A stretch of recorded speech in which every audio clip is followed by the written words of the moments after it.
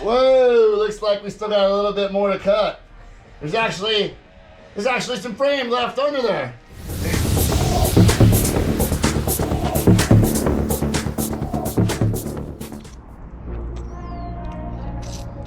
How come I always end up with more boo-boos after doing projects like this? Comes with the territory, I guess.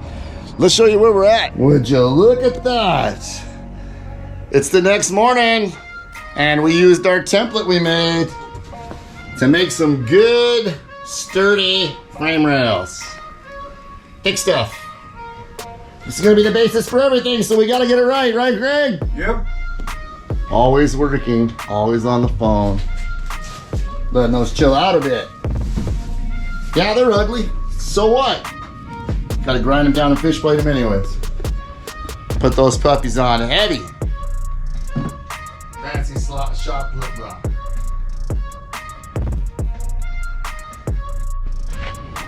All right, so this is how we did this. Made sure our frame rails were exactly the same. We welded these puppies together, clamped them so they were all good.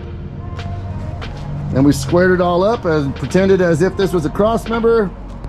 57 1/4 are those rails exactly. Well, not really, because they're the insides. So whatever the insides are, they end up being 55 1/2. So that's how I did it. Man, we're moving so fast, I'm forgetting to record the action. Okay, we're getting ready to cut this puppy loose. We've got her all squared up and leveled out where we like her on Mother Earth, because that's where she's gonna live. Put some legs on the front of this cradle, because that's what she's gonna be when we cut her loose. Now, we're gonna try to just do one side at a time, but I don't know if that's gonna work. Well, that's the plan. So we're gonna cut this side loose first. Hopefully that guy stays in place, and we're gonna drop a new frame rail in here. Just wait for the next clip.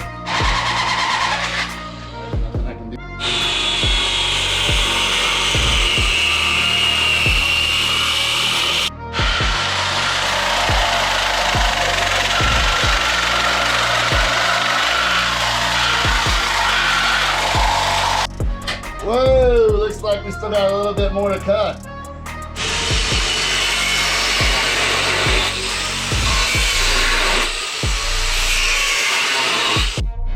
Look at me, I got brake lines. So look at that, we're just making it all work. I'm sure there's a lot of better ways to do this, but this is how we're doing it. And I think it's gonna be just fine by the time we're done.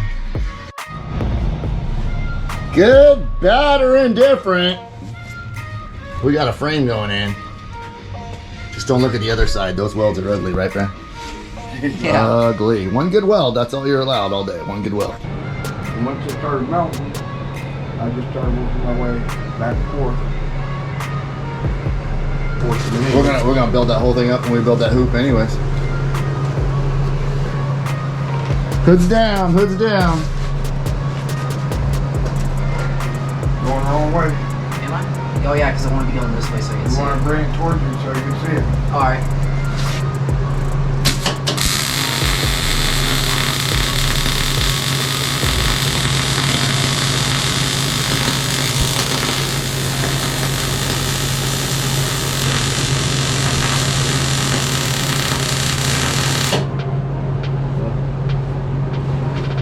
Going a bit A little on the fast. fast side, but I think I know who's welding the rest of the trip. Okay. Alright, it's just tacked-ish. I mean, it's not gonna break. So it lays, right? Forgot how bad GoPros are in the dark, so let's shed some light on this situation. That's right. It's Saturday. I know that means nothing to you in YouTube world, but Monday this was a truck. 5 days ago, right? Tuesday, Wednesday, Thursday, Friday, 4 days ago? Come on. 4 days ago, this thing did not, and it's not just a cab. These guys actually got a frame under there. Like, we rolled it out. and got it sitting on a frame to see where we were at. We need to do some trimming, but I think you guys did a good job. You can see where the back of the cab is getting hung up right there. And we've still got to take our pinch off, so I think it's gonna work. Good job, guys. Still a pinch mold in this picture.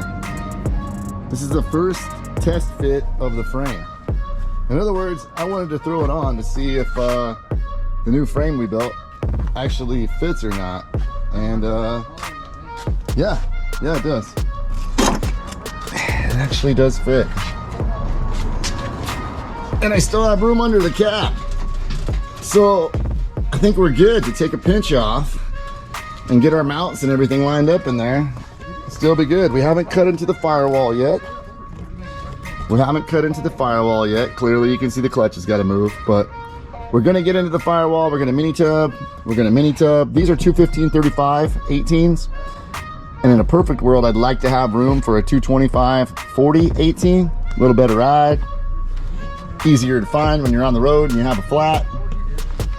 So we're gonna open those up a little bit. As of right now, the only trimming that's happened is where we added some reinforcement to this frame.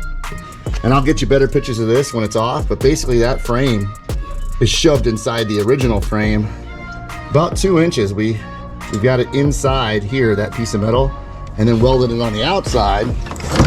And then we had to trim a little bit right there for clearance to get the cab to sit down. Now, we're probably gonna have to cut some out underneath the seat in the drive shaft tunnel. And we may have to get up in this area and cut something up there for the transmission. I don't know. I haven't done this before. So we're gonna find out together once the engine goes back in. But right now, the next order of business is to get this off, get some cab mounts done, get the pinch cut. Then we can set it back on, figure out where our core support goes, get that cut, get that welded up, get that braced.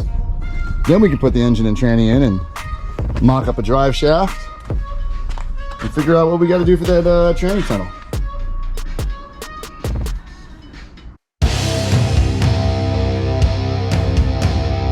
All right, check it out.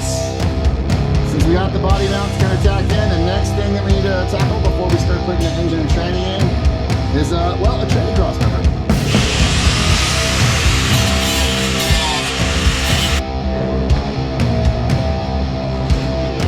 Move all this shit.